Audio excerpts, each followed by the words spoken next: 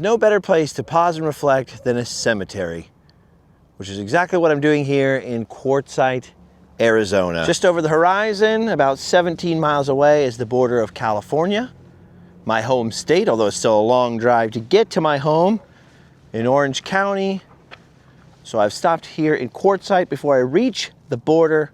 I've been on a long drive from Florida back home to California. 6 weeks ago, the sudden and unexpected death of my friend Adam, who you all knew as Adam the Woo, caused me to go to Florida, see what I could do to help his family, his friends, and of course lay my friend to rest. It was a big hit. We've been friends for a long time, and I knew, even as I was flying to Florida, that if I just came back home straight to California, I would probably lose my mind just going back to my room and staring at the walls and get depressed and not be very functional. So I decided, before I even landed in Florida, that I would drive back to California. That would force me to be out of the house, as it were. It would force me to film videos and kind of get back to normal in a way. So first I went up to Georgia to see our mutual friend Tyler Evans, who assisted me a lot in the beginnings of this channel many years ago, and also was Adam's roommate for a long time. We had a good time there, and I made my way westward across the country. Took a different path than I was expecting because of the big winter storm and the ice. So I had to lay by in Louisiana for a few days, but ever since then I've been making my way across Texas and then the far southwest along I-10. Done a lot of long drives alone, a lot of thinking, and that was what driving home was partially all about. Not just forcing myself to work and forcing myself to kind of be out of my comfort zone a little, meaning not at home, but also it forced me to be alone with myself, forced me to think, forced me to do some processing without any distractions, which I've done a lot of. You know, got the tears under control for the most part. Then you reach weird stages of grief where you're like angry and grumpy, and I knew that was coming. And so it's better to be kind of alone in the car, isolate myself from, I don't know, being cranky with anybody or short with anybody or irritated in anybody's vicinity kind of thing. So that's been good. But the last couple of days, as I've gotten closer and closer to home, I've really started to think about, okay, what comes next? How do you turn that page? Obviously, grief will continue and come up at you unexpectedly like a flood, right? Like you'll be having a great day. I had a great day with my friend Oscar the other day in San Antonio, or going to this weird snake farm and laughing and joking around. And then the next day I get in the car and it's like wells of sad feelings and regrets and remorse and all the grief and the things floating up, and then getting choked up again. You say, I thought I was past this kind of thing. And I'm sure that will continue to happen over time. I mean, I lost my grandpa when I was 6 or 7 years old, and whenever I drive through their neighborhood right across the street from Disneyland and start talking about it, if Allie's in the car or something like that, I'll get still choked up to this day, 35 years later or whatever. So I know I'll never forget my friend Adam. I know there are going to be times, even years from now, where I'm going to feel sad. I'm going to miss him. I miss him right now quite a lot.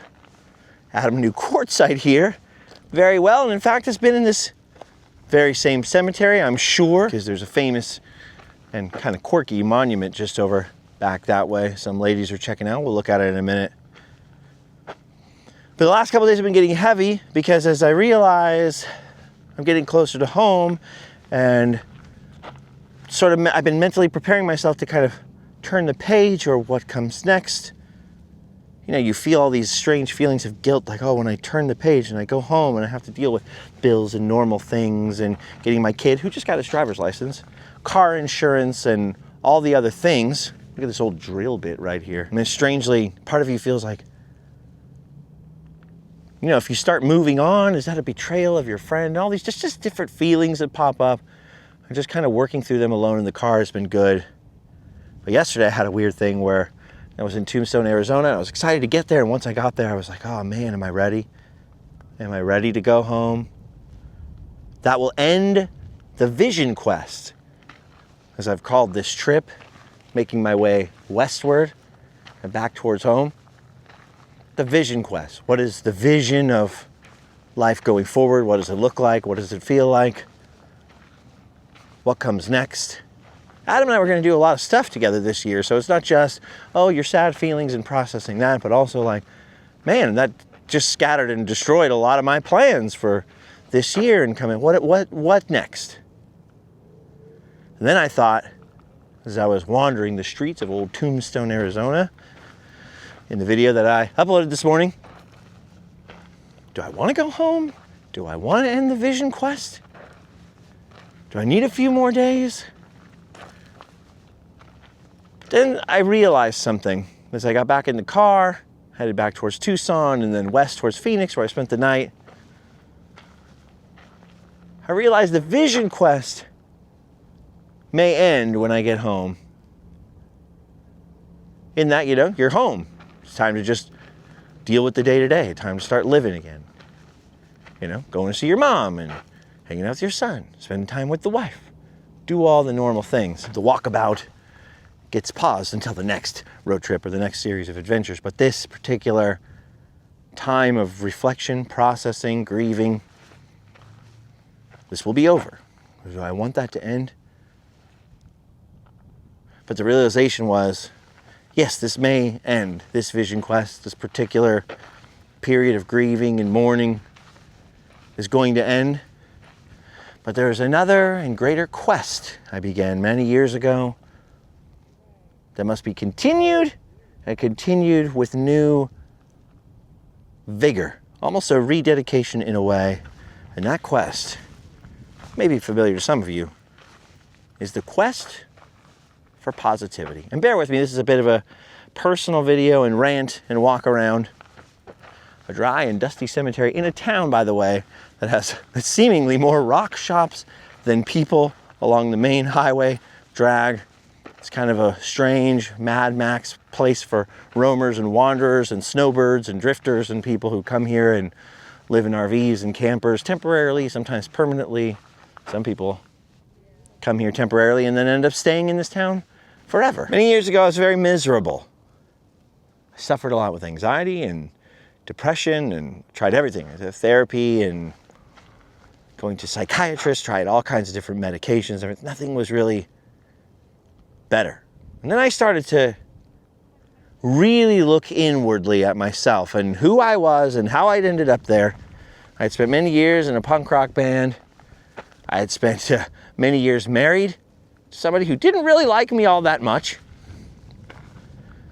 I had spent a lot of time around a lot of cynical people. There's a lot of posing, or there was in that world back then, a lot of cynicism and sarcasm and who can be the most serious or the most outraged or the most angry. And I realized I myself had just changed. Like who I was as a kid on the inside or who I wanted to be was nowhere near who I had ended up being for the most part. I wasn't a tough, hardcore, gnarly old punk rock person inside. And yet I just had surrounded myself with a lot of snark and a lot of gnarliness. I could blame it on other people, say, oh, the people around me were like that. Some of them were. But I found that I myself was so cynical and so pessimistic, so depressed. And that's my thing, is that rather than getting angry at other people, I turn it inwards. And I had just taken it out of myself and reached this point where I hated myself so much that I was constantly miserable. And nothing could change that because I could not get away from myself, obviously. And if you hate yourself, well, unless you can afford to get another apartment, you're going to have to live with yourself. You know what I mean? So then, as my marriage was falling apart and things were falling apart around me with the band and were just getting worse and worse in my life, circumstantially or situationally, I started thinking differently. I started thinking, well, who is it that I would like to be? Because I'm a cynical, sad person with a lot of anxiety who does not like himself very much. Who is it that I would like to be? What kind of person would I be if I liked myself? And I thought of all those people that, you know, the kind of people that walk into a room and hype everybody else up, make everybody else happy. They're the life of the party, but not like in a cynical party kind of way, but in like a, you just feel like happy when those people walk in. They're always encouraging, optimistic, looking at the bright side. When you're miserable and sad, they come in and go, oh man, but come on, this is gonna happen. We can do it, da da da da. I thought, gosh, that's the kind of person I wanted to be. And I was so far from that. The kind of person that could see every silver lining. The kind of person that could look on the bright side every day. And the kind of person that focuses on what they like about people or what they like about things, rather than focusing on why everything's wrong or what they don't like about people or what wrongs people did to them. I just realized, like, maybe I'm not naturally that person, right? I am full of anxiety and stress. Everything seems to stress me out and worry me. I'm always looking at the negative side and the worst that could happen. But I realized, like, I wanted to be that other person, you know? And then I thought a lot about myself as a kid. As a kid, I was very hyper, very crazy hyper, ADHD kid. I was in like the GATE programs and stuff like that because I guess I had a high IQ or something. But I was very hyper and squirrely and could not focus. And people were constantly yelling at me, shoving me into walls and things, literally smacking me across the head. Calm down, sit still. And not just adults, like pretty much all the kids I grew up with despised me, had a hard time with me. So I had a lot of energy. You ever had that hyper kid in school with you that you're just like, dude, why won't he shut up? Why won't he calm down? Just irritates you. That was me. But also as a kid, remember, I'm thinking about this at a time when I was at the hardest, most miserable, most stressed out, most negative version of myself. I would think back to being a kid and being like, even though, you know, people misunderstood me or treated me bad or whatever, I had a very soft heart then, you know? I would always rebound right away with some creative idea or idea for going and playing, or if nobody wanted to play with me, you know, I had my toys and art supplies, and I would find some way to express myself that at least made me happy and positive, or try to entertain other people, make other people laugh. I would always try to find the kid with even fewer friends than me, who was having an even harder time than me, make friends with that kid. And I thought, gosh, I've come so far from that. You know, as a kid, I loved Disneyland. I loved the magic of all that stuff. I believed in that magic. I loved going on road trips with my parents. We'd go to Gold Country or something like that. And I loved imagining, you know, what life would be like back in the day. I loved imagination, period. Any kind of piece of art or drawing or comic book or, I don't know, creative thing, weirdly painted old van with a wizard on it, anything would just get my imagination going. And I kind of lived a little bit in a dream world as a kid to a certain extent, but I liked that dream world, you know. I was always focused on drawing and creating and making things. And one day I'm going to make something, I'm going to create something, and somebody else will understand it, and I'll connect with somebody else. Which was, I think, how I got into music and into bands, right? I wanted to create something. I wanted to put my feelings or express myself in some way and have other people maybe connect with it. Plus, it was the only way at that time, being in like an indie band or a punk rock band or some kind of subculture type of band, where you could get out and travel, see the world a little bit. But more than that, you got to make your own t-shirts. You could make your own albums. You could make artwork for them. You could express yourself and be creative in a way that you kind of couldn't in any other part of normal life when I was growing up in the 80s or the 90s or something like that. It was just a pathway to something creative, something positive, putting something out into the world, expressing yourself. But that had become so cynical and so negative as I had kind of surrounded myself with the wrong kind of people, tried to impress the wrong kind of people, married the wrong kind of people, and turned myself into the wrong kind of people. So I came up with this thing, my 5-point plan of positivity originally, you know, that I wanted to try to look at the bright side of things. I sat there and thought, what does it take to go from the most negative kind of person you know to the most positive kind of person that you know? And I kind of sketched out a little bit of a plan. I can't remember what the 5 points were now. You know, sort of a turn lemons into lemonade kind of thing, and, you know, turn anger or frustration or anxiety into work energy and create things instead of, you know, wallowing in it. I know that was one big part of it, and definitely to start creating things again, even if it's just stupid drawings, or even if it's things that nobody cares about or you don't have any partners in, like the band world. And even if there's nobody around to look at it or appreciate it, just to create things for your own soul, that was a big part of it. And I kind of like started to do that. Starting Randomland was a part of that, and some other things I had tried to start around the same time. Started painting and doing different stuff. I had kind of set out on that road and started making Randomland videos. And I think I had even maybe begun to do the Sometimes vlog. They're sort of combined now, but originally there were unedited vlogs with the phone that I would do, and then Randomland was the separate, like, edited show about kind of one topic at a time.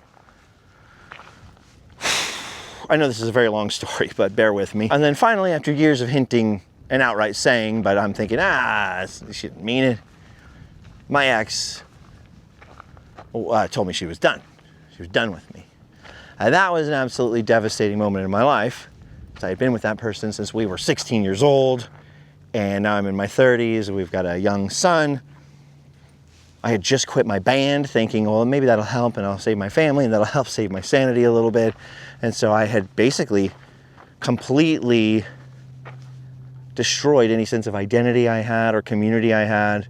That was gone. I had given that up for this family that now exploded. The only plank left under my feet just crumbled underneath me. So as you can imagine, it was absolutely devastating. I was completely lost, had no idea what to do. I had no job. Was very sick. I had just been diagnosed, I think, with celiac disease. So I had just figured out what had been wrong with me for years and years that was making me so ill that I couldn't hold a normal job or do anything normal like that, or even barely get through the little bit of community college that I did. So I was just literally devastated. Nowhere to go, nowhere to stay, nothing. She had the job, so I left her with the good car to get to and from work, to take care of the child, and I had to go to my mom and dad's house and sleep on the floor, and then on an air mattress, and then eventually we did get a mattress, a regular mattress after a while. My dad actually helped build me a bed, but I'm getting ahead of myself. I went to sleep on the floor in the California equivalent of your parents' basement at 30 years old, with just absolutely no life. And I just started the healing process, like the physical healing process. So I was still in no condition to go to work. I had no college education. I had no prospects. So what do? You go back to school? Do you go stock shelves somewhere? And what do you do? And I just started the video thing not too long before, well, a couple years before.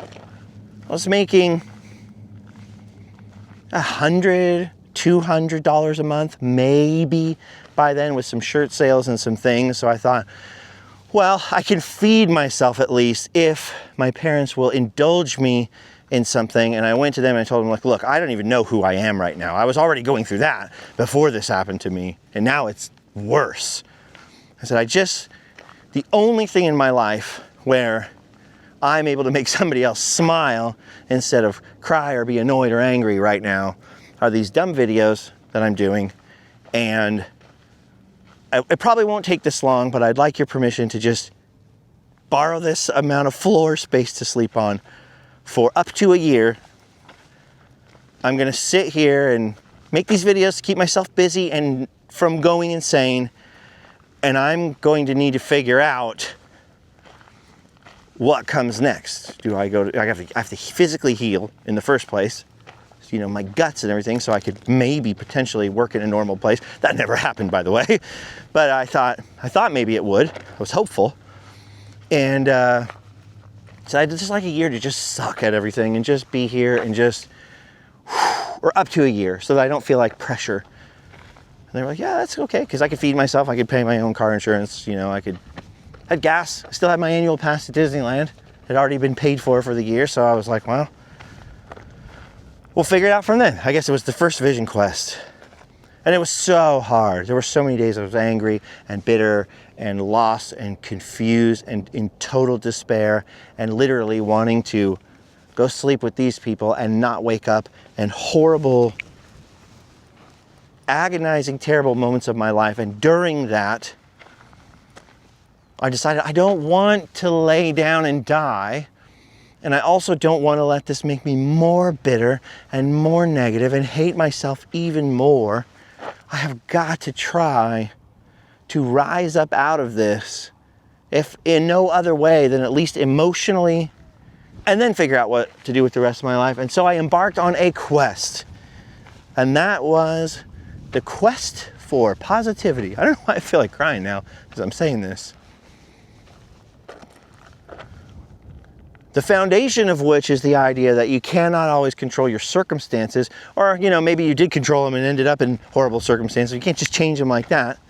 So you can't control your circumstances, but you can control the way you react to them. You can't control the wind, but you can control where you put your sail or your rudder. You know what I'm saying? Another major thing was, it sounds so simple and so stupid and like some piece of Hobby Lobby wall art, but to count your blessings. To try to put myself every day in a grateful frame of mind, be grateful for where I am and what I've been given, to count my blessings instead of my miseries. And believe me, I had a lot more miseries than blessings at that time. But still, you know, every breath, to think of every breath as a gift and every day as a gift, and to try to see the silver lining or the positive side of things, and then also to kind of follow the mission of that I had set out for in Random Land, or the Sometimes Vlogs in the videos. We'll just say Random Land for shorthand. When we started that, we thought it through very deeply. I bounced a lot of ideas off my friend Tyler Evans I was just talking about. One of the first things we decided was we will never talk about sex, politics, or religion on the channel. We will keep things open and available to all, and kind of try to leave that stuff to the side. That's the stuff that divides people at the Thanksgiving channel, right? Or at the Thanksgiving table, excuse me. And so on the YouTube channel, try to be big tent and focus on the things that we like, focus on things that bring people together instead of bring people apart. Well, I adopted that philosophy into my life too, as part of the quest for positivity, that I wasn't going to focus on the things that make me upset or the things that divide me from other people. I was going to think about things that bring people together, and try and not hold grudges anymore, try and let things go, try and turn the other cheek and all that kind of stuff. And if I can use the expression here, to try to get myself to a point where I could love people. It's like a love your neighbor as yourself kind of thing. You can love other people more and care about other people that are around you more than you're sitting there wallowing in your own misery. And also to always turn depression, anxiety into action. I borrowed that from my original 5-point plan. And to just to work on what you could. And if there's nothing else to work on, do something creative. Put as much good, or put as much creative energy out there as you can from the best part of you, the good place, and not the negative place. So if I was in a bad mood, or I was feeling grumpy, but I was trying to film some video, the history of the people mover or something, and if I was in a bad mood on the inside, I would delete that footage and go back when I could be in a positive mood and a good frame of mind, because I don't know if there's any secret magic voodoo or juju in it or whatever, but I just had a kind of a superstition thing that, like, well, if you're negative, even if you're faking being positive, you're putting something negative into the world. And so sincerity became a part of it. And I've articulated some of this because there are videos about the quest for positivity when I started it. I don't even remember when that was.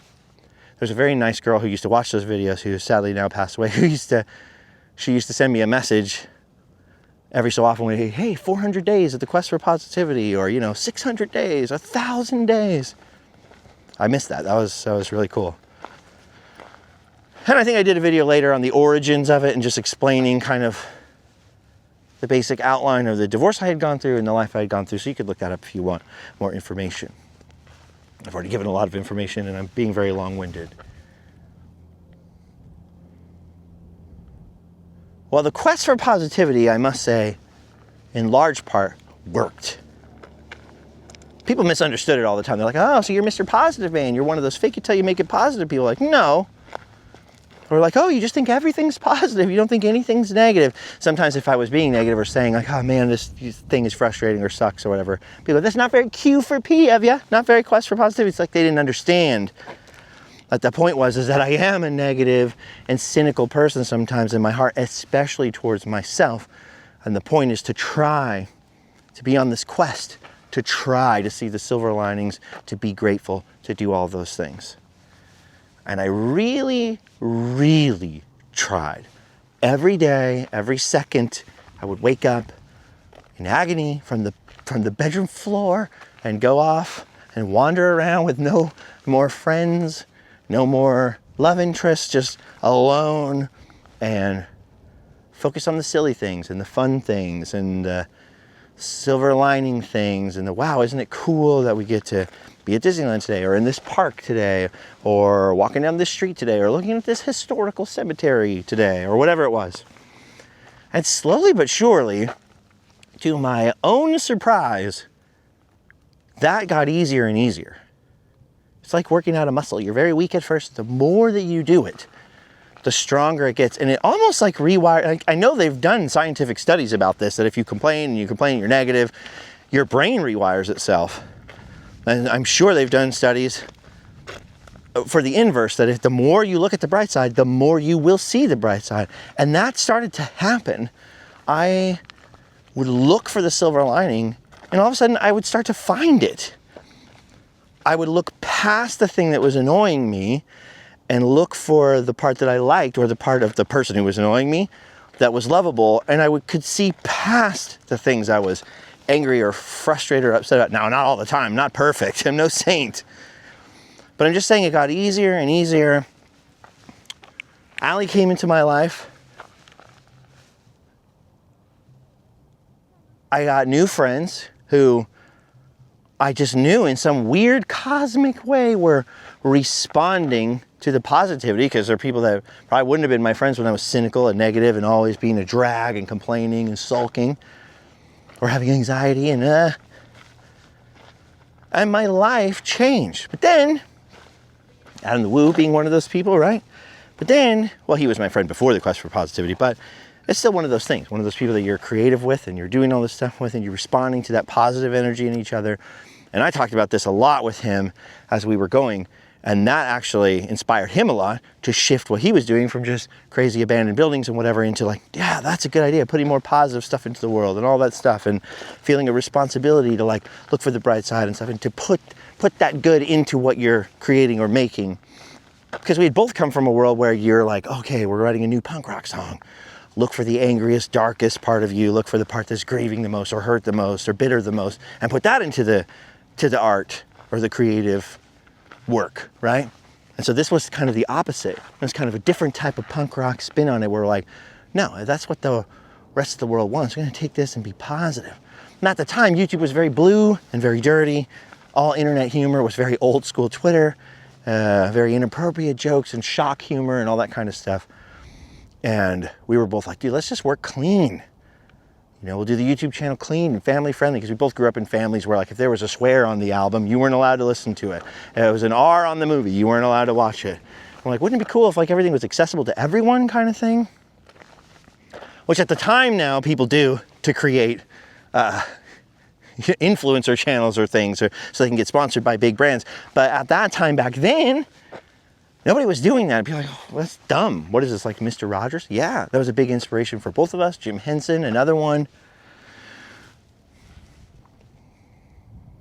Oh, I miss him right now. He would understand exactly what I'm talking about. But the more I did it, the more that it worked. The more my life was more positive. Still hard. Still lots of stuff happens. You're still negative. And part of the whole quest for positivity thing for me is acknowledging when something sucks. Go, this sucks. This hurts bad. I hate this. But then once you've let that out, to get up and move on from that instead of sitting there with it, which is what I used to do in my life. Yeah, this sucks and there's nothing I can do about it. Okay, maybe there's nothing I can do about this. Here's the quest for positivity spin. But Maybe there's something else I can do over here or something else I can do over there. And that's why I kept the videos going. It's like, well, there's like 500 people watching them. If I could make I remember telling my friend Roscoe Soul Train this while he was cutting my hair once. Like, man, if I could make 500 people smile today, how awesome is that? That's better than anything else I could possibly do with my energy right now in my miserable situation and condition. I'll focus on that. And my life changed for the better in so many ways. I mean, I'm still broke usually, but I'm broke at a higher level. Sometimes I'm still miserable, but I'm miserable at a higher level. You know what I mean? And I try to move past it and see the silver lining. But here's the thing, eventually, even the best of us in our fallen human nature gets to a point where you're back on autopilot again. You're letting things hurt you or stress you out for way longer than you should. You're not looking for silver linings. You're just expecting them to come your way, or you're just not looking out for them. You stop counting your blessings every day. You start to say, yeah, I'm totally grateful, without actually stopping to meditate on your blessings or the good things in your life, or how grateful you are, or how great it is that the wind is blowing through the sagebrush here and I get to breathe this air and my heart still gets to beat and I get to stand on this earth and enjoy just a little bit of something that goes by so fast and it's gone. And so getting back to Adam, his death really shook me up on so many levels, but it shook me up about myself too, because I realized how much I take for granted the hardest part of him passing away is what a great friend he was and how much I knew I had taken him for granted. And then of course people want to rush to you and go, no, you loved him and he knew you loved him. I know that, but I did take him for granted. Like we all take everything for granted. No matter how hard we try, we're still going to take things for granted to a certain degree. I didn't think he would be gone. Hey man, let's meet up and do this thing and da-da-da. We'll go on this trip in January. We'll go old I-80. Micah's going to come. We're going to meet up in this city and that city. I don't know, I've been in Florida for a month. I'm going to go home. Well, I'll see how much I'll do with you. You'll be around. Yeah, totally, bro. We'll have more time. And then all of a sudden, you don't have any time. I took him for granted. And more than that, I started to see how much I take everything else for granted. And I got to this autopilot place where, like we all do,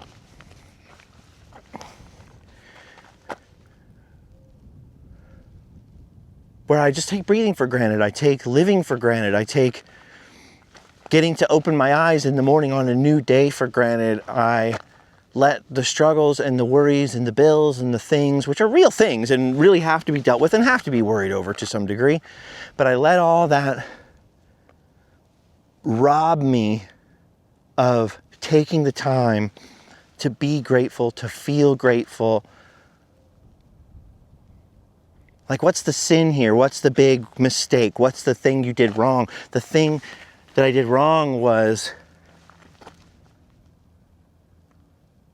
procrastinate. That's one. We all do that. Take things for granted. That's another one. But the big one, the big sin, is neglect. I let everything worry me, just like we all do. And I just neglect myself, neglect the people around me, neglect the little things that I know I should do.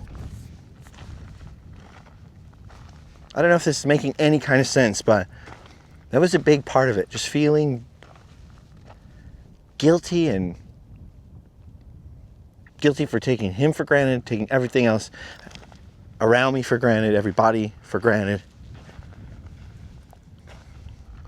And I realized I had let the quest for positivity, I realized this yesterday, I had let it just go on autopilot. I had hit cruise control and just cruised around like, okay, I learned some lessons 10 years ago and a few more along the way, and those are enough. And I haven't spent the time to count my blessings now and to be grateful now and to think about who's in your life that you might love, but Maybe they're standing in the way, because part of the quest for positivity is not just, blindly loving everyone and thinking everything's positive, but to go, okay, what are the things in your life that are stopping you from being positive, or from making positive choices or good choices, or not wasting your time, or not, being neglectful, or all those things. You just go on autopilot. You accept certain people in your life that probably you should, in friendliness, part from or spend less time with. And on the other hand, there's people in your life that you should spend more time with or pay more care and attention to that you just end up, it's hard. Or, that's just a little too frustrating. Or, it's a lot of work right now. I'm worried about all these other things. I guess this applies to every day of your life. But the point is, I was on that autopilot for so long. And what this vision quest has taught me about myself, if anything, is like, you cannot take your days for granted. They go so quickly. Man is but a vapor, or life is but a vapor. Breathe in, you breathe out, it's gone. There's a lot of things in life that I wish I had that I don't have. So I could say, I'm not the person I want to be, in this sense. I don't own a house, or I don't have any kind of savings account or anything to leave behind me for my future grandchildren or anything. Or, I've never climbed the pyramids, or I've never done this, or I've never seen Rome. We all tend to think about those things all the time. Well, there's these things on my bucket list I've always wanted to own or see, and I haven't done them yet. Or this guy I went to high school with, he's got a huge mansion. I'm living in a little apartment. Whatever those things are, those are real. They matter. But I've realized that I've totally neglected or stopped thinking about not just who I want to be in that sense.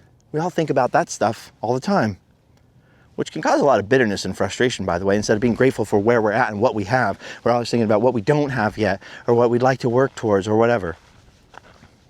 When I totally neglected, here's the neglect thing again. I totally procrastinated and neglected and put away that thing, the more important quest, which is, I'm not the person in here or in here that I want to be. My friend Jay, Porsche Life 111 on Instagram, his wife Nicole was she was a big shot in Hollywood, a big PR manager and stuff, and they had this great life, and they were working in the entertainment industry, and then she was diagnosed with MS, and Jay had to spend a long time with her, watching her slowly die, the love of his life slowly die. They got this car together, though, before the end, this little yellow Porsche, and they had this amazing kind of last chapter where they took the car out, they started this good vibes breakfast club with other people, and ultimately she passed away. And for the last year, Jay has been driving across America and going on his own very long vision quest, what's next with this life. I met Jay in Astoria last year with Adam, and we heard some of his story, and Adam and I instantly adopted him into the tribe kind of thing. I've known this guy for a very short time. He's got the late night playset. He's got David Letterman's desk. I went over and filmed that.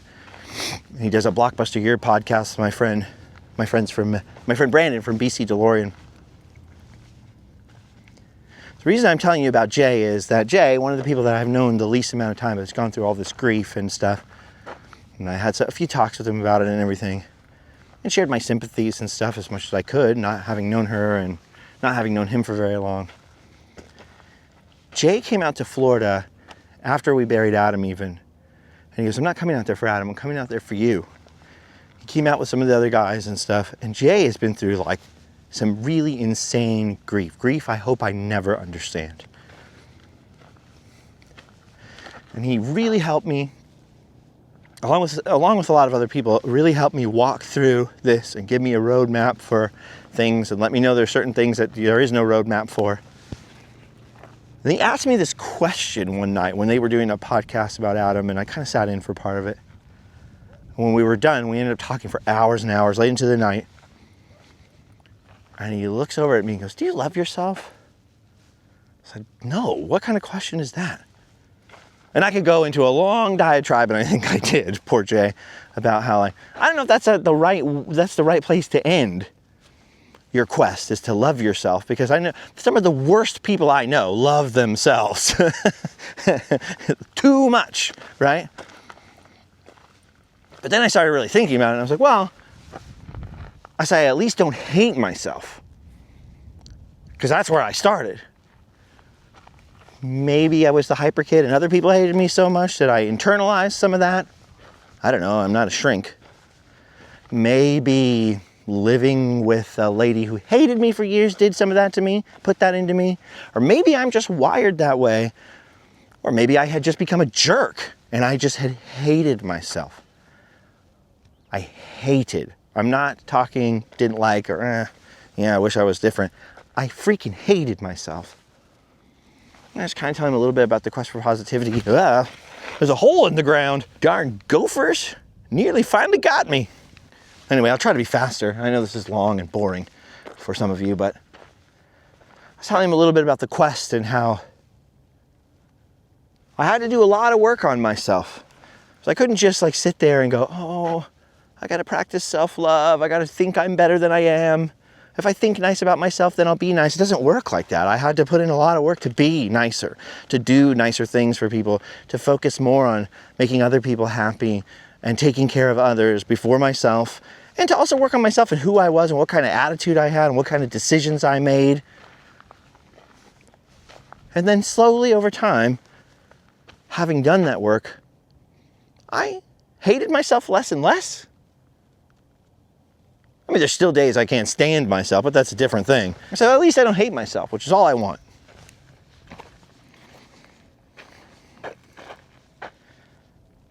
But after that conversation was done, maybe 2 or 3 days later, we had Adam's family at their church had a kind of a small celebration of life just for family and church family, and I was there.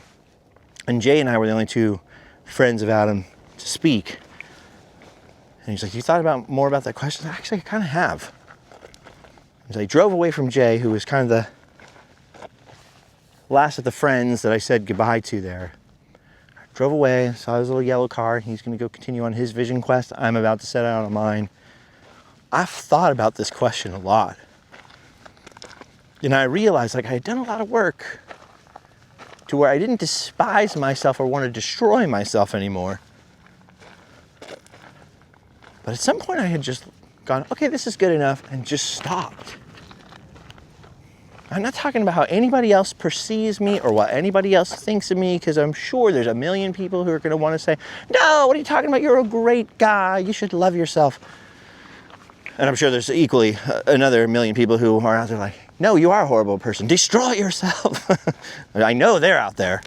I'm talking about how I feel about myself when I lay down in bed at night and no one's talking and it's just me and my conscience, or it's just me in the car with the open road and no music playing, no audiobook, nothing, just driving. When I'm trapped alone with myself, how do I feel if I'm honestly looking at myself? And I realize I paused that journey and that quest so long ago. And that, yeah, I may close my eyes and never open them again tomorrow, or it could be 50 more years I'm stuck on this earth with myself.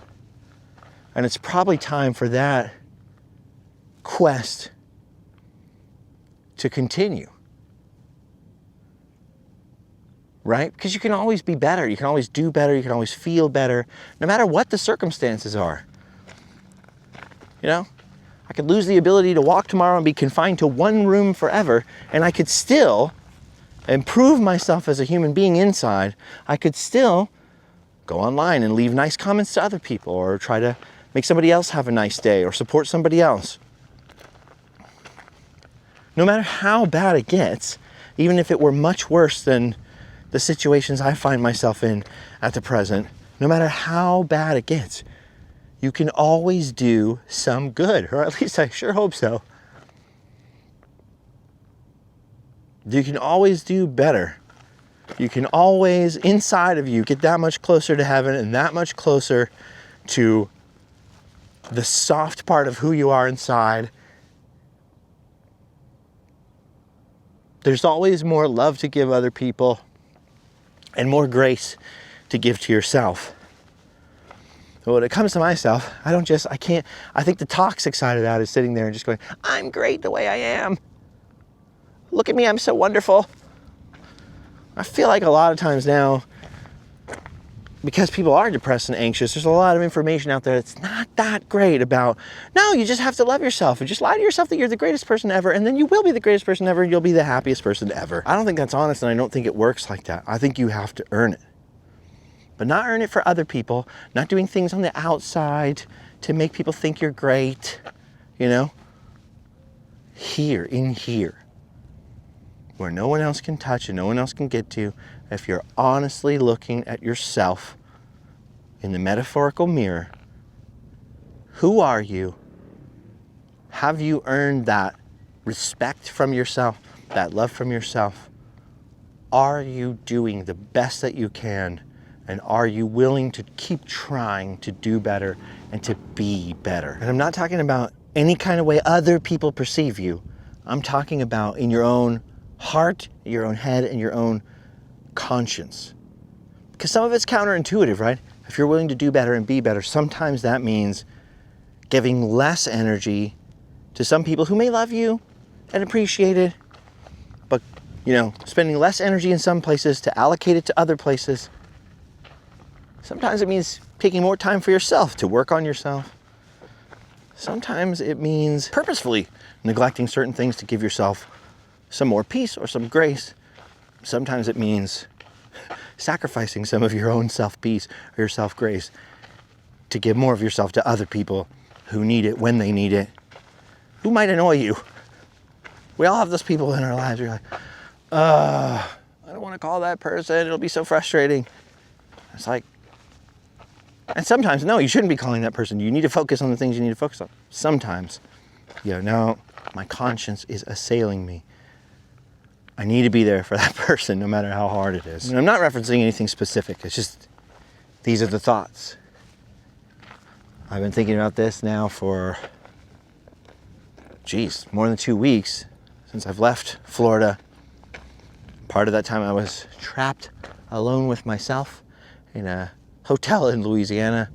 Part of the time alone in a car, driving across West Texas, or sitting in my little folding chair out in the desert the last couple of days.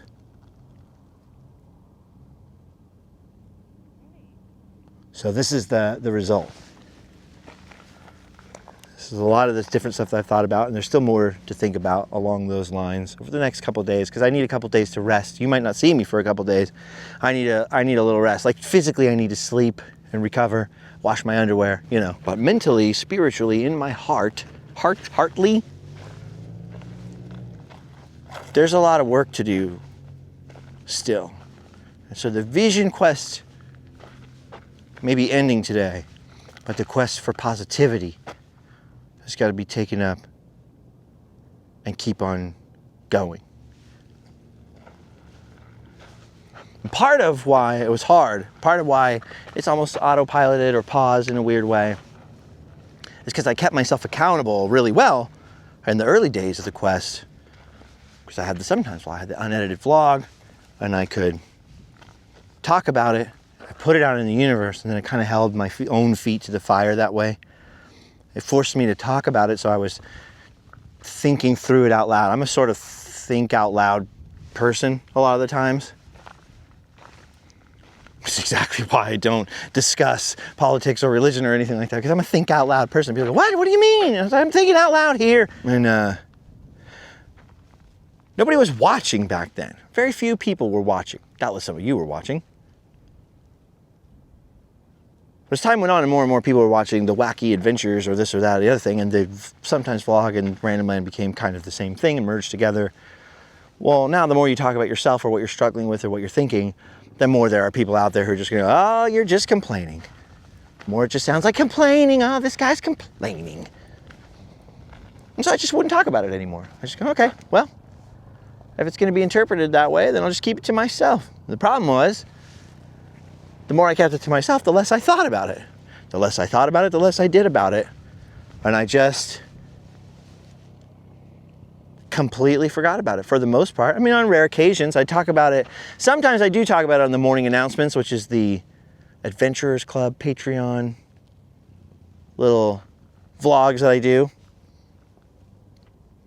You know, because you're back with your Patreon folks and it's just a little bit more private anyway. Or on the podcast that I do back there, but for the most part, anytime, even if I just mention something or try to share the struggle, it's like, oh, then you're gonna get all the people, yeah, just complaining, quit whining, quit your belly aching.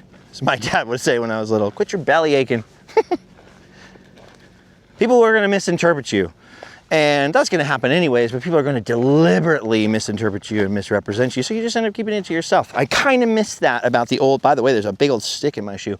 I kind of miss that about the old days of YouTube, before everybody looked at everything everyone uploads. That was so painful as some kind of trick or influencer thing or gimmick, and you could really share from your heart and people understood that you were sharing from your heart.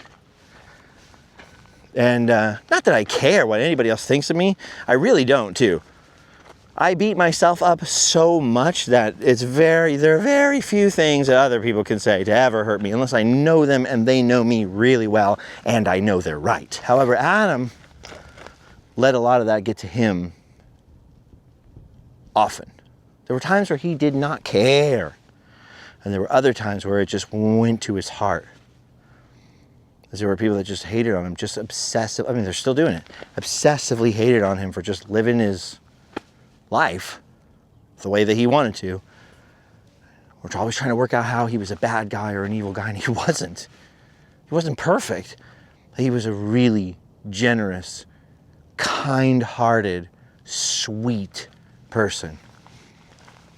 He could be annoying in his own ways, and there were things that he would do that you'd be like, really? But I'm saying overall, one of the kindest, sweetest, certainly one of the most gentle people I've ever known. We're friends, close friends, best friends at times. For 15 years, he never, ever raised his voice at me. We had one fight ever, and it was about, well, better left unsaid right now. One fight ever. That was a big, long, drawn-out, slow motion one. And I kind of won that fight too. But he never raised his voice, never one time raised his voice, and never, even while we were having a slow burn disagreement about some big stuff, never did that change the way he treated me.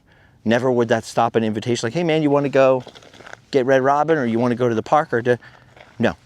Always gentle and generous, even when I was being cranky and reading him the riot act. One of the sweetest people ever, and so misrepresented and misunderstood. In good ways and bad ways. So people are going to misinterpret what you say no matter what you do. That's another thing I've been meditating on. And I normally don't care, I don't let it get in here. But I realized at some point I let that affect what was coming out of my mouth. I was like, oh, well, that's just going to get twisted. Or whatever. So I was just more quiet about it. And that doesn't mean that I'm going to be making videos like this every 5 minutes. But I have started to think about that, like, well, that's not how I want to be. Because as I've said a few times lately, I don't make these, well, this is a very atypical video, but I don't make anything that I do from my head as much as from the gut or my heart or whatever. You know? Sincerity is still a big thing to me because sincerity makes it art and not just a product, right? So it doesn't matter what you're showing. I could be showing a hotel room. I could be showing a hotel room somewhere that costs money and going, this is the greatest hotel room ever. If I mean it and I'm sincere, I'm making art. If I'm not sincere and it's like, oh man, this place sucks, but I'm going to say it's good, then it's not art. What is it? It's a commercial. You can do a commercial and it be art at the same time. You understand what I'm saying? That's how I feel about what I do, which is why I don't film a lot of things that would be easy bunts. Oh, I can get all the views in the world if I just film this or this or this or this. And I've always tried not to do that. Not so much because I think that's wrong or anything's wrong with it, but because for me, myself, and my quest, and from where I came from and where I'm trying to be in my own head and my own heart as a person, it's a way of keeping myself on the straight and narrow quest for positivity and not drifting back into the band days where it's like, no, wear these type of clothes, don't smile in the band picture, nobody's gonna wanna buy the album if we're smiling on the cover. Hey, we need to joke around less on stage. You need to stop being funny because that's not punk rock and people aren't gonna take us seriously. And then you end up becoming somebody that you're not. And so I'd rather not. I'd rather skip certain things, opening days of things or closing days or certain parks or certain places or certain subjects. I'm just gonna skip them because I'm not interested in that moment. It's not sincere. And from now on, if I feel something on my heart or I feel like sharing, I'm just gonna do it. Even if it's like, man, I've been pretty stressed out lately because of da da da da. Or just stop saying stuff like that, or tried to, because people will go, oh, some kind of trick, there's some kind of angle on this or something. No. If I'm sharing things about myself and about my life or about the quest for positivity, I can't share them without sharing, you know, what you're going through to a certain extent. And then there's people who are gonna think, oh, this guy's being preachy. What's happened to you in the past? He's being preachy. Look at this whole thing, look at this whole talk. He's calculating, he's thinking of what to say to be preachy to us in some sneaky kind of way. It's never that either. The last thing I ever wanna do, ever, is be responsible for what anybody else does or feels or thinks. But in my experience, I have learned a lot from people like Jay. Just to use an example that I was just illustrating, opening up to me and sharing with me, you know, I watched my wife die in my arms. I set out on my quest. Here's what I've learned. Here's what I've seen. Here's what I found out. Here's what I can share with you. That is the stuff that means so much. I use this metaphor a lot, talking about why it's kind of devastating that Adam's gone, just from a YouTube perspective. There are many layers. Obviously, I miss just talking to him as my friend. I miss telling him, dude, I'm in Quartzsite over here at the High Jolly Cemetery. Oh, dude, say hi to High Jolly for me. But I use this metaphor or analogy a lot, that it always felt like he was just that much more ahead of me on the path. You know, he's 9 years older than me. He was, you know, he had started his YouTube channel like as a full-time thing 2 years, 3 years before me. He was always just that many more subscribers ahead, that many more everything ahead, just that much farther down the path. So it's like we're going through this forest together, but I always felt safe because there's someone ahead on the path to go, hey, watch out for the spider webs, or hey, there's a log up here, watch out, loose rocks. And now that person is gone. And it meant so much, and it's so comforting because you know that person's ahead of you. That's what it's like when someone shares something like that about their grief, about their experiences, the things they've gone through in life. I have learned more from people like Jay being open-hearted and sharing things with me, or people sitting there with something horrible happening to them, telling me, this sucks, this is what I'm going through, than a million sermons or self-help lectures or books or something, if that makes sense. And I know that the very small amount of good that I've ever done, this is the best I can do, folks, sorry. If I could be a doctor or a lawyer or a medic or a firefighter, I would, but I can't. This is all I've got. But I happen to know that the tiny amount of good that I've ever done for other people, because they come and tell me, has always been when we've shared things from our lives or struggles that we're going through or how we're dealing with them.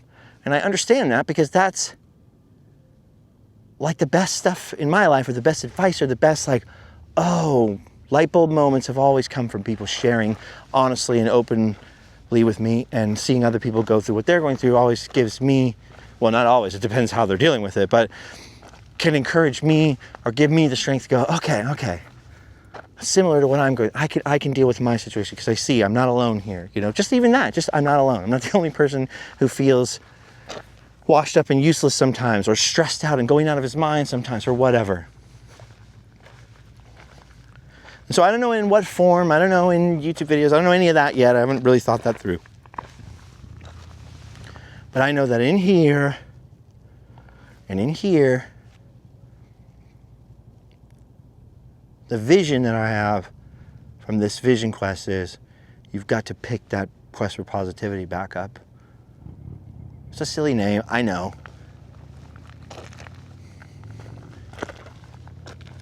I think I was walking around in front of the Disneyland castle or something when I came up with it. I was just like, yeah, I gotta go on a quest. And I couldn't think of it any kind of grandiose or deep sounding as a quest for positivity. But as silly as it sounds, that's something I have to pick back up for myself in a big, big way. I can't control these circumstances. I can't bring Adam back, or I would. I can't control where I'm at this moment in my life. I can't snap my fingers and change it or wish something else into existence. I wish I could wish away my feelings. I can't change those either right now. And not in this second. All I can do is sit here and go, this sucks. And then I have to get back up, because here's what I can do. Look for the silver lining. Look for the hope. And if I can't find that, then the fallback, the last thing that I can always do is go, look at, I'm blinking, my eyes are open, I'm standing out here in the sun, I'm breathing. I may have some health issues, I ain't breathing so freely sometimes, but I'm breathing, I'm alive, I'm here, there are people in my life to love, and even when there weren't people in my life to love, there was always the hope. I remember these just horrible dark times. I'll never love again. It's horrible. The world will be better off with my son. Everyone would be better off if I just closed my eyes and was under the ground. But even then, I just held on to this small, what felt like a vain hope that, you know what, there will be people to love. That if I work on myself, there will be people to love, and I'll be able to do something for somebody else someday that will matter. And that's happened. So none of this is advice. This is all just me talking out loud because I feel like I owe it to you, because we've come on this vision quest together, but I've kept most of the visioning and the questing to myself, processing and stuff. So this is where I'm at. This is what I'm thinking. People always say, don't give up. Never give up. And they say it about the dumbest things sometimes, because we're all taught that this is this great important phrase that you're supposed to say. Don't give up, never give up. Never give up on your dreams, never give up on being a painter. Well, what if you're a lousy painter? Never give up on being a professional pianist. Well, what if you're a lousy piano player and you're tone deaf? Maybe you should give up on the dream of being a professional piano player. It doesn't mean you have to give up on your passion or doing the thing that you love. So I don't know if never give up is always good advice, depending on the context. But when it comes to hope, when it comes to being better, when it comes to getting stronger, when it comes to love, or hoping that you find someone to love, or hoping to find that understanding or that connection with people, or hoping to do something for others,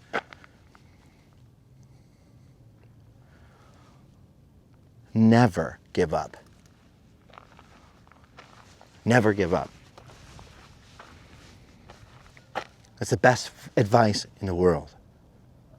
Never, never, never give up hope. And never, never give up gratefulness. Because it's not over until you're underground. And you never know what little thing can change somebody else's life for the better. Even if you're the loneliest person in the world, you have no one to talk to, you're the most miserable person ever, and you're in a store and you smile at the right person, that person might have been on their way to go and destroy themselves, voluntarily end up here.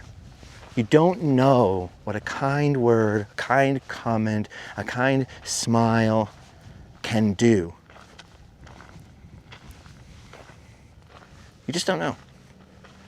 On the amount of kind things that people have said to me and done, some of which are just bouncing off because I'm just in grief, and sometimes I just get overstimulated. I can't read every comment or really absorb every phone call or anything, right? Which is part of why I wanted to be alone, just to,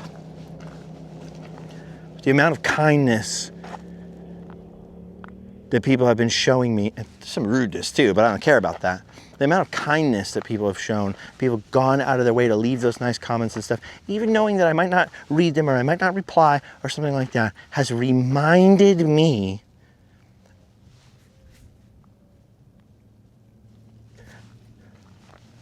of how important it is to get your heart in a good place and then give things from that heart, even if it's just hello, even if it's just a smile, a little comment, whatever it is. A little heart on someone's picture so they feel appreciated. Whatever it is, whatever you can do. And kindness for yourself. And that's something I don't often show myself. And so I don't know about the whole love yourself thing. Like I was saying, the worst people I know love themselves the most. But very early on in this, one of Adam's friends, who maybe doesn't want to be mentioned, so I won't mention their famous name, reached out and said, be gentle to yourself. I thought, what? That just passed over me at the time. But as I hit different parts of grief and regret and remorse, mostly for things I didn't do right, taking for granted and all the things I was talking about, I started going into that thing where I just beat myself up, think of every missed opportunity and everything, every time that I was lazy and didn't want to get up at 6 a.m. to get coffee with them and go on some adventure. But too late, I'm already off and doing whatever. And I've thought about those words a lot. Be gentle to yourself. And I'm not, I never am. So there's one more thing to learn and to try to do on the quest for positivity. So the vision quest ends. It did not bring back my friend. It did not make me less sad. It brought me a little more control over how I show that on the outside sometimes, which is good because then at least I can get through things like going and buying something from Walmart or whatever, or getting gas without crying at the gas pump. I cannot change the past. I cannot change the circumstances. All I can do is control the way I react to them. And I can't even control that at first. It takes work, but if you get up and you try very hard, maybe you can control the way you react. And sometimes the way you react, you have to work really hard to react in a positive way, and it might not even ultimately pay off for you in any kind of way, but it's gonna pay off for everybody else that has to put up with you, giving them the best of you and not the worst. Okay, I've talked for way too long. I still have a lot of this to think about and a lot of this to work out. But before I cross that border and go home and sleep well, I wanted to think aloud with you, stroll around in the very dirty dirt, getting thorns in my feet together with you. I'm starting to see a vision too, not just for my heart and my head, which I think is the most important thing and the thing that I can control the most in the short term or do the most work towards. I'm also starting to try to put together a vision of like, what do I want not that I have much control over this, but what do I want my life to look like from here? And I don't see the way from where I am now to where I'd like to be. I don't see that path yet, but I realized I have spent so much time in my life going, well, you know, that's as big as Random Land gets. That's as, you know, I'm never going to own a house. I live in Southern California. Houses cost over $1 million. I'm never going to own one, so I don't make that much money. Well, I'm probably never going to do this. Well, I'm probably never going to do that. I realize I've let cynicism creep back in accidentally. And maybe those things aren't true, and you got to be okay with that. So it's not always bad to say that or have that discussion with yourself. But I've realized I've let it become an absolute and not just an expression. Yeah, I'll probably never own a house in California or whatever. Not that I believe in like The Secret or like manifesting. Don't ever say that, or you'll never manifest it. Not in that kind of a way, but I realize I have actually turned a lot of those things, that a lot of the things that I want out of life or that I'd like to be at, mostly to take care of my family, honestly, or to have more kids or whatever. It's like in my head, I've just kind of closed the door off to certain things because I thought, well, I'm not going to be able to afford that, or I'm not going to be able to do that. And like, why am I taking that for granted too? And so I'm also trying to build that. So that part of the vision quest still continues because I've thought a lot about it, and I feel like I have a much stronger vision of where I'd like to be versus where I'm at. I have no idea how to bridge the two, but here's the thing. I've stopped looking for bridges. That I think is wrong too. I think that's another form of neglect and a kind of another form of self-hate and a not being gentle with yourself. Nope, that's never gonna happen, so just forget about it. Instead of, well, probably not gonna happen, and I'll be okay if it doesn't happen, but I'm gonna keep my eyes open and look for the bridges.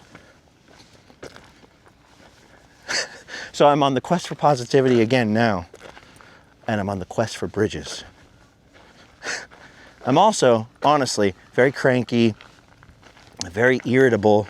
I'm just a weird part of the grief. I think a lot of that has to do with being tired and going thousands and thousands of miles across the country without really ever getting 1 8-hour sleep.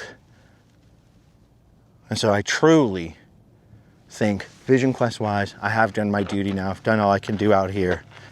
And it is now actually time for me to go home and sleep well. Before I go, I will show you this, the High Jolly Monument. He was a Syrian-born Greek fella who came out here and served the U.S. Army when they were trying to use camels out here in the southwestern deserts. And when they wrapped that up because the Civil War started, he came back out here to Quartzsite of all places and just made friends with everyone. He was mining and prospecting and doing all kinds of stuff out here.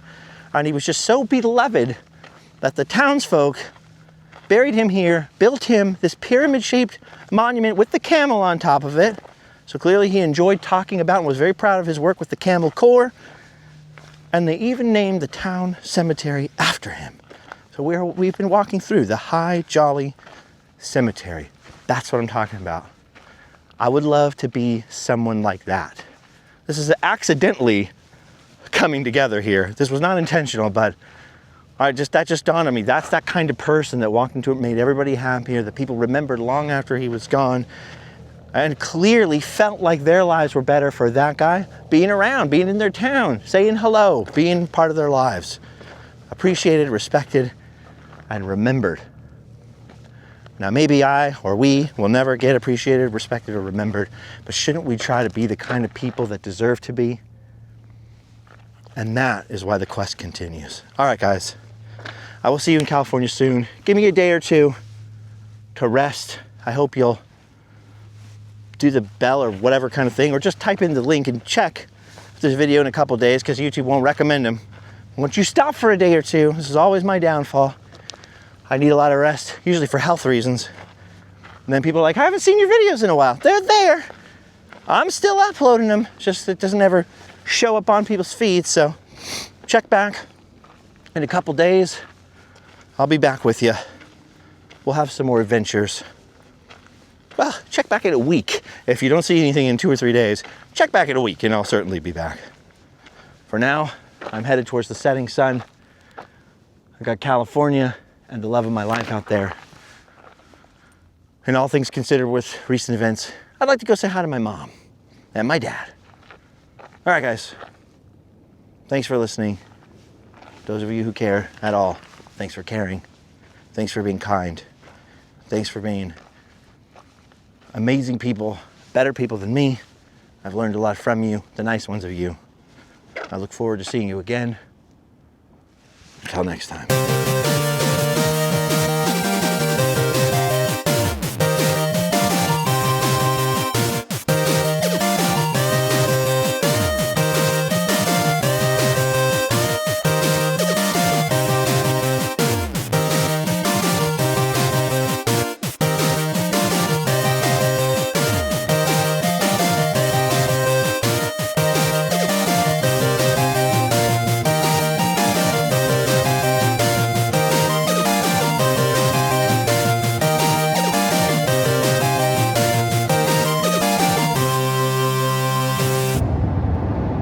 I made it back to California.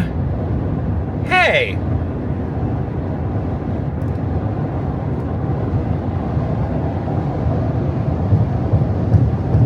See what I did there?